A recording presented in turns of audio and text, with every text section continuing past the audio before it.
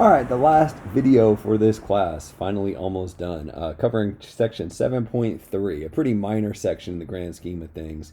The idea here is in 7.1 and 2, you learn about linear regression. And in 7.2, you make your LSR line. And you have all this power now. You can use your LSR line, for example, to make predictions. 7.3 is kind of like, all right, slow down a little bit. There's a lot of things you have to be careful of. There's some things to look out for. Don't just trust the results of your LSR line as kind of gospel. And really, we're only going to talk about two things here, although there's a lot more that you could talk about as far as diagnostics go. The first one is kind of beware of extrapolation. And the idea with extrapolation is when you go back and create your LSR lines, let's see the one we have. We did an example earlier on hot chocolate sales and different temperatures, right? And all the green dots were our data point. So on this day, it was 50 degrees out and the person sold 100 cups of hot chocolate. We have all these data points here. That creates this line. And you can use this line, as we saw, to make predictions. For example, we predicted how many hot chocolate sales we'd have on a 50-degree day. It's the height of this line right here. So it was like 90 or so, 91 if I remember right. We have this line. In theory, you could predict hot chocolate sales for any temperature with this line. Right? We saw how to do that when you're trying to make a prediction. All you got to do is take your equation and plug in the temperature that you want to predict. So here's where we plugged in 50 to predict 91 hot chocolate sales. Got to be a little bit careful though. I mean, mathematically it works out fine to plug in any number you want for x.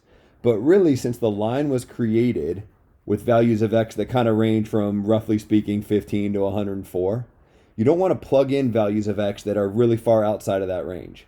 So for example, yesterday in Antarctica, it was negative 120 degrees. I don't know if that's true or not, but pretend it was. It was negative 120 degrees. Wow, this line would predict that you'd sell tons of hot chocolate, right? Because negative 120 degrees would be way out here somewhere. So the line would be way up here somewhere. I don't know what that height is. But what your line would tell you is that if it were negative 120 degrees out, you should expect to sell tons of hot chocolate. So, I mean, mathematically, in theory, you could actually do that. You could plug in negative 120 and see what the line would predict hot chocolate sales would be. But that wouldn't have any meaning at all, right? If it were really negative 120 degrees out, you wouldn't sell a ton of hot chocolate. Everybody would stay home because it was all cold. What's going on here? What's wrong? Well, the problem is this line was created using data in this range here. So when you start using data that's way outside of that range, you get values that aren't reliable. That idea of using values way outside the range that was used to make the LSR line in the first place is called extrapolation. And it's not like a hard, fast rule. You can never do any extrapolation with your LSR line. Really, I think the point that I want to make is just beware of extrapolation. The classic example of extrapolation is when you're talking about the height of a child, right? A lot of people like to keep track of how tall their kid is. Maybe when their kid was 1 year old, they were this tall. And then when they were 2 years old, they were this tall. And, you can track their heights all in between here. And you can keep track of how quickly this kid is growing. And it's interesting to see what happens to their height over time. Well, you could create an LSR line of that data. Sure, that would work. You create this LSR line. And then I guess you could use this LSR line to predict how tall this kid's going to be when they're, 10 years old, way out here. And it's going to tell you that the kid's going to be like 18 feet tall or something. And the problem is the growth rate doesn't stay constant. If you make this line just by looking at their height when they're, like 20 some months old, and then try to use that to predict their height when they're older, you're going to get nonsense results because it's an example of extrapolation. Anyways, the point of all this is just beware of extrapolation. So I guess to summarize my feelings on extrapolation, just be wary of any predictions made from an LSR line of X values that are outside of the range of X values that were used to create the LSR line in the first place. I think that's all that I need to say about extrapolation. One more thing that I want to talk about are what are called influential observations.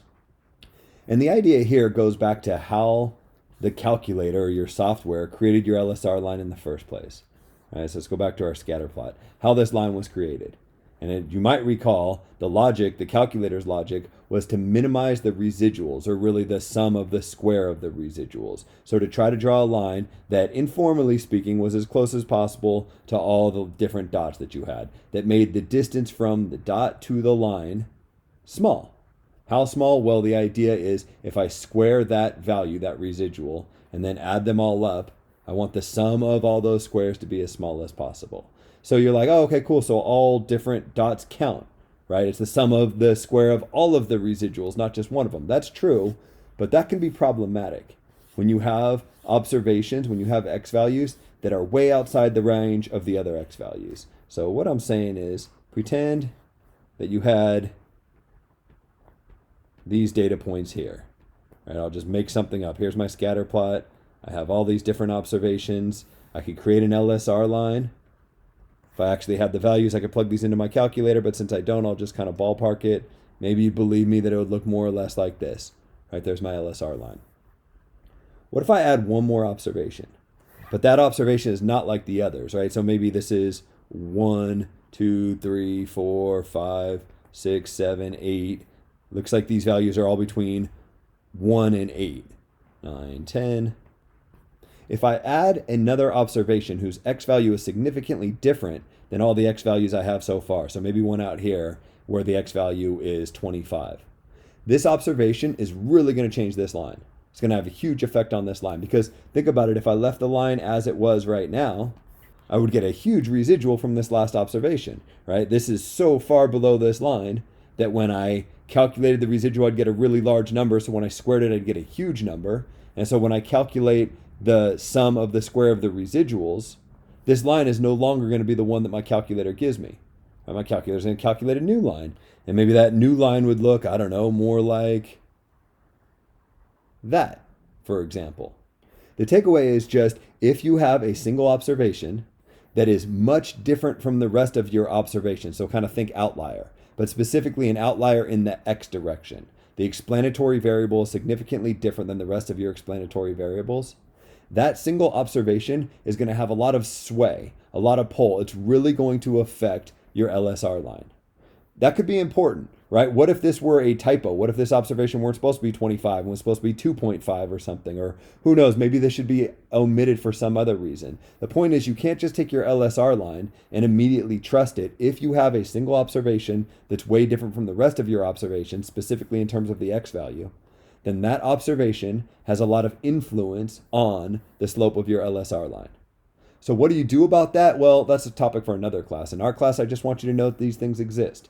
There's other little things you have to look out for in your LSR line. It's not just beware of extrapolation and to look out for influential observations, but those are the two main ones that I want to talk about. So as far as influential observations go, I guess really the takeaway is an observation with an x value significantly different than the x values of the rest of your data set. So this blue point is way to the right of all these different red points. May significantly change, it's the slope that really ends up being important, your LSR line. It changes the green one to something more like the blue one. And that's just something to look out for.